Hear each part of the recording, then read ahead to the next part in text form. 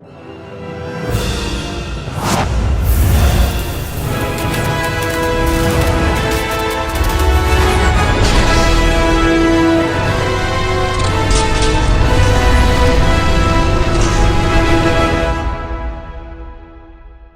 going on, everybody? Welcome back to another video, and in today's video we're going to be talking about two movies. We're actually going to be talking about the original 1992 Candyman, as well as the brand new film that is pretty much a direct sequel to the original Candyman, also titled Candyman. So now we have two movies in this franchise titled Candyman, following in the footsteps of a franchise like Halloween, where we have the original Halloween, then there was the Rob Zombie Halloween that's kind of just a reboot altogether, but now the most latest Halloween film that's actually been released was also called Halloween and was a direct sequel to the original Halloween.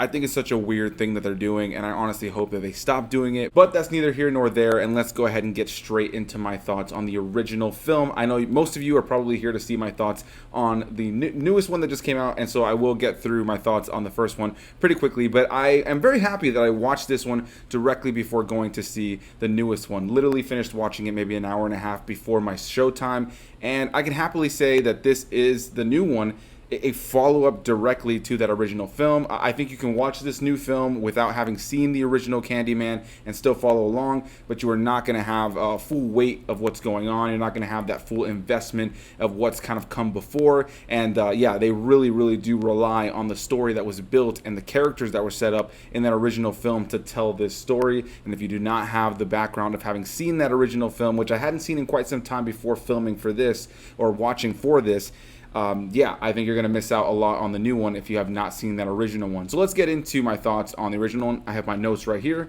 Let's get right into it. Directed by Bernard Rose, who is a director I'm not super familiar with. Yeah, this is a classic of the early 90s and just a slasher film that, of course, you know, alongside plenty of the other slasher characters, Freddy, Jason, Chucky. You got Candyman in there as well, and he was, you know, kind of a different version of like a Bloody Mary kind of thing. You stand in front of the mirror, you say his name 5 times, he will appear and kill you and those around you. And yeah, right out of the gate, I remember Candyman always being a pretty scary concept when I was a kid, something that, you know, as a kid, like a lot of those creepy folklore kind of movies, was something that was like, oh, have you ever seen Candyman before? And when I finally got to seeing it, when I was still pretty young, but I was a little bit older and had already watched a lot of horror films, I wasn't necessarily horrified by it, but it definitely added to my love for the slasher genre, and it was definitely very different because obviously, you know, it hones in on like this black killer, this black, like, you know, villain character that would go on to be so beloved and was obviously different compared to a lot of the other ones that were either just undead creatures or just white guys. And so definitely a unique slasher character in the slasher genre. And yeah, the basic idea of this movie is that beyond the folklore element of, you know, calling his name 5 times in the mirror or a window or anything that has a reflection, yeah, it pretty much hones in on this one woman who's working with another woman who are both working on this thesis paper about different folklore and specifically Candyman. As they start to dig into the details, specifically the main character Helen, she starts to kind of go down this rabbit hole that would kind of be a descent into madness as she learns more about the Candyman and the various victims who have obviously fallen to his hook blade that he has as his arm. And yeah, overall, it's a pretty solid horror film from the time. With that said, rewatching it today, there's definitely moments of dialogue, moments of performance altogether, obviously some moments of special effects and some of the camera angles, and you know, just a lot about that time that is definitely very present on screen. There's definitely some dated elements when you're watching this movie, but without a doubt, I think it's still a really solid horror movie. I think it definitely holds its place as a horror slasher iconic film of that time. It's definitely a classic of that time, and rewatching it, I was definitely entertained, even with the little gripes that I had here and there and those elements that do date it. And there's a part of me that is a little bit more forgiving of films of this time, especially of this genre, because they very much, you know, were limited on budget, and a lot of times that kind of added to the charm that these films had. So going back and revisiting it, I can genuinely say that I had a lot of fun going back and watching the first one. I will at some point revisit the second and third film and do reviews for those as well, but I'm glad I watched specifically the first one again today because it had been quite some time, easily over 15 years. It was a movie I saw, you know, maybe a handful of times here and there, especially around Halloween time when it was just on TV when I was a kid, but it wasn't really a movie that I had revisited anytime recently and just didn't really revisit it as much much as I did a lot of the other slasher characters. But I am actually interested now after having seen the first one and now this new soft reboot sequel that we just got. I also want to go back and check out the second and third and do a video for that one as well very, very soon. So keep an eye out for that. But yeah, overall, I will say that this movie, for the most part, really utilizes a solid amount of practical effects throughout. I think the performances are consistent throughout, though I think one of the biggest issues that the film has is, yeah, definitely moments of bad dialogue, definitely moments of overacting compared to others. And even though it does have that early 90s, late 80s kind of cheese to a lot of the horror films of this genre, yeah, there are moments that you kind of get taken out of it that are definitely really goofy, and again, kind of lean into some of those dated elements. But overall, I do find it still to be a really solid film, and Tony Todd, who plays the Candyman in that film, is just iconic. He also played the character in the second and third, and I was definitely curious to see if he would be involved in the new one when they had announced this, and then I saw that he wasn't involved in it, and I was completely shocked. And I will also say that, you know, I won't be talking about any spoilers about the brand new movie, just kind of going based on, you know, the talk leading up to the new movie and seeing the marketing for the new movie. And yeah, don't worry, I will not be talking about any spoilers about the new movie. But overall, what I could say about this new movie is that I think it definitely does a good job of definitely being a successor to this original film that plays off of this story in a very fun and interesting way, more so than it does the events of the second and third. It's very much its own thing that's more connected to that original film. So really quick to wrap up my thoughts on the first film, just want to touch on some of these notes that I have here, the different performers in the movie, kind of give my quick thoughts on that and wrap that up and move into the review that you guys are probably more interested in, which is for the latest film. So you have the main character in the first film, Helen, played by Virginia Madsen. And I gotta say, I think she gives a good performance, especially as we see her character descending into madness later into the film. I think she does give a pretty solid performance, though there are moments where her line delivery is not necessarily fantastic.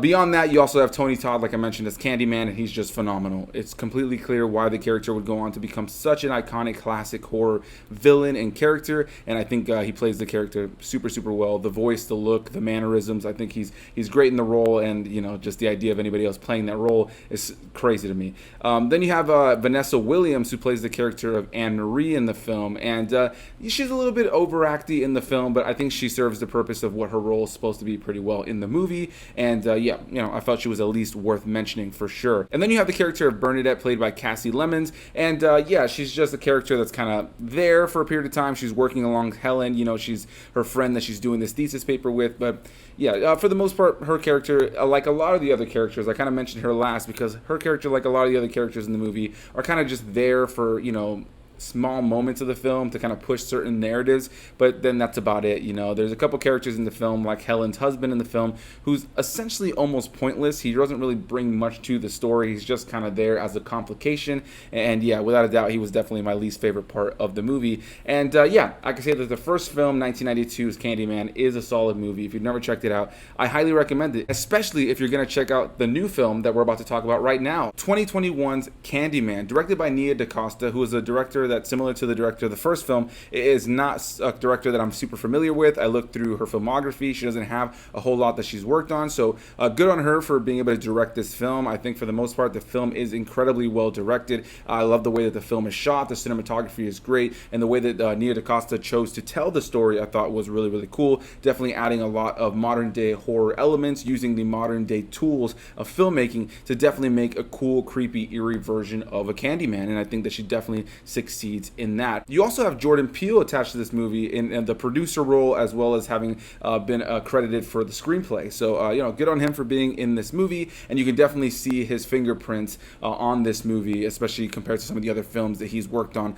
more as a director in recent years. You can definitely see his fingerprint on this movie on a writing capacity. And yeah, I think what I love about this movie right out of the gate is that I think it did a great job of honoring that first film, playing off of it in a cool and different way, and you know, it does a good job of being its own thing at the same time. I genuinely think that if you went into this movie and you've never seen the original movie, you are missing a little bit. You are missing the full weight of what's happening, because this movie, I'll tell you right out of the gate, without getting into spoilers, very much is a sequel to that original film. It very, very much leans into the story elements, and they call back to a lot of things from that original film, including audio and images of characters and things. So it very much is a sequel to that original film. And going in, I had heard people talk about about this maybe being connected to the original film, and maybe I figured it would kind of be in small references here and there. But I can genuinely say that if you have not seen the original film and you're going to watch this new one, I do highly recommend doing so, because it very, very much plays off of the events of that first film, and I think you will have way more weight behind the events of what's happening if you have indeed seen that original film. Don't go into this one blind, and again, I think that that's where the title is going to confuse people by thinking this is a complete remake, complete reboot, because that is not the case.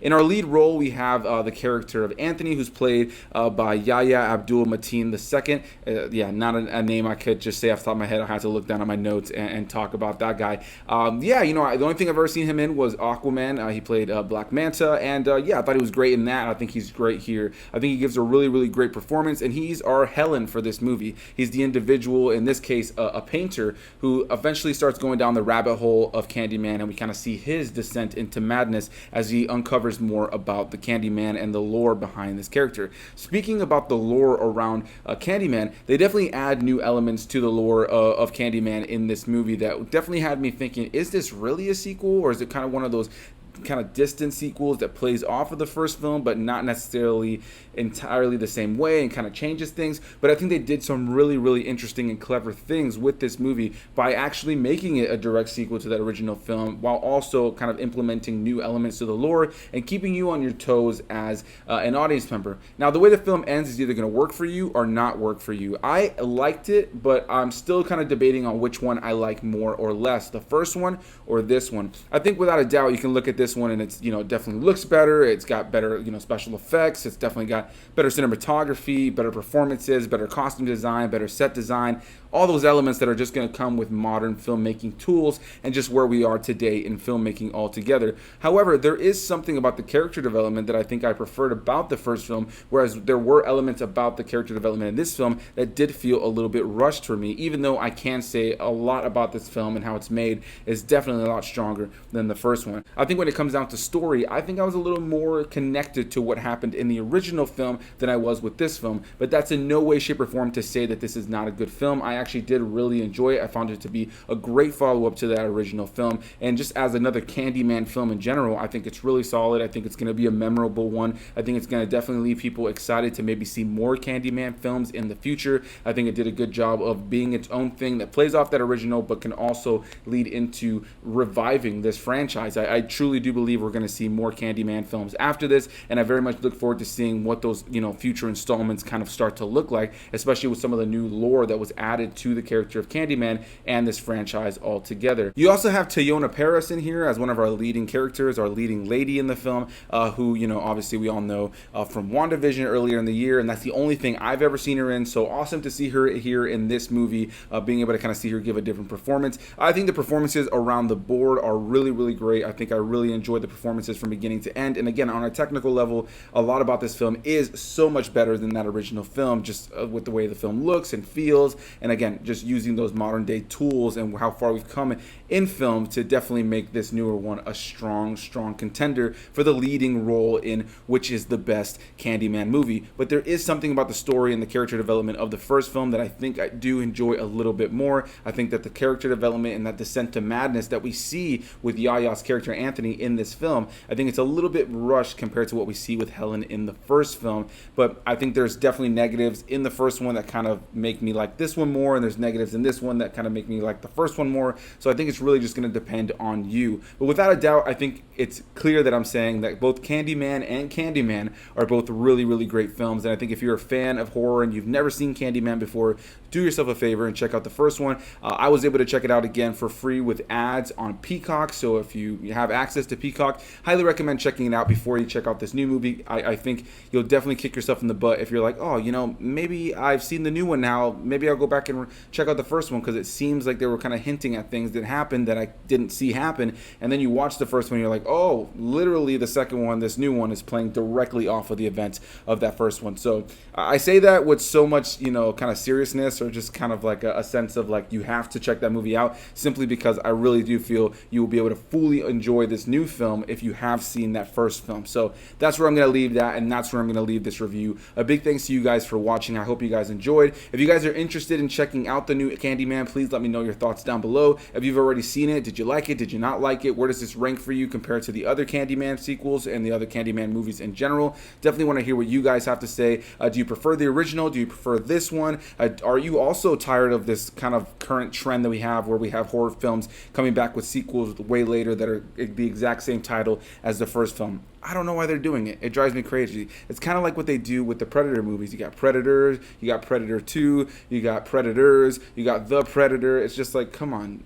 Come on. It's just kind of like what they just did with Suicide Squad. Suicide Squad, The Suicide Squad. It's lazy. Just do something else. Give it a subtitle. But it doesn't matter. So yeah, guys, Candyman and Candyman, 2 solid films. Go check them out if you have not already, and I look forward to hearing back from you guys. All right. Bye-bye.